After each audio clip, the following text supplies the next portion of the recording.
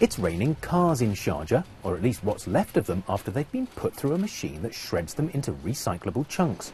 It's the latest project from BIA, a company in Sharjah that hopes to make the emirate the leading recycler across the Middle East. Now, whilst the firm has invested more than $1 billion in recycling technology, it recently started turning a profit, as is the hope for this venture. We look at the commercial angle of projects prior to investing into them. So we take all the cars that have reached their end of life, dismantle them, take the parts out that are remanufacturable, send those to international remanufacturing centers, mostly in the US, where they're remanufactured and sold out as car parts. The steel itself is then going through this facility, coming out as resourceful products that are sold as materials and commercially generating revenue for the company and a profit. From a standing start in 2007, when virtually no recycling was done in Sharjah, 63% of its waste is now stripped out and recycled or turned to compost. That's already well above a level of 50% that's targeted for the whole of Europe by 2020.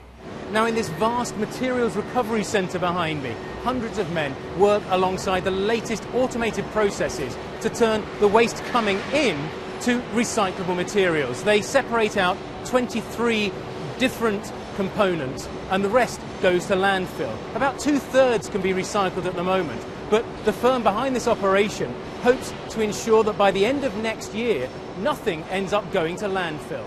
To do that, the plan is to turn those residuals into energy, and BIA is close to announcing whose technology they'll use to do it as efficiently as they can. But some campaigners worry that what's called zero waste to landfill diverts attention away from the goal of recycling as much waste as possible. Zero waste to us means zero waste. It doesn't mean zero waste to landfill. Zero waste to landfill is greenwash, because obviously we don't mean that if you can't bury stuff, you can burn it. But what we're against is destroying materials, valuable materials. So, in a sense, zero waste to landfill by 2015 is a fairly easy thing to do, because if all it means is you're going to burn the stuff instead of burying it.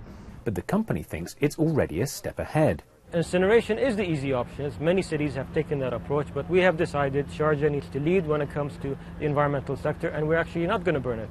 We're using a different technology, which is called gasification, which has zero emissions, and we're able to treat the waste where we're able to generate electricity. And you're confident then that no nasties are going to get into the atmosphere? Definitely, we are confident about that. We have studied this project for the last year. Back at the waste management plant, they're also taking worn-out tyres and turning them into rubber tiles, which get sold for children's play areas and running tracks.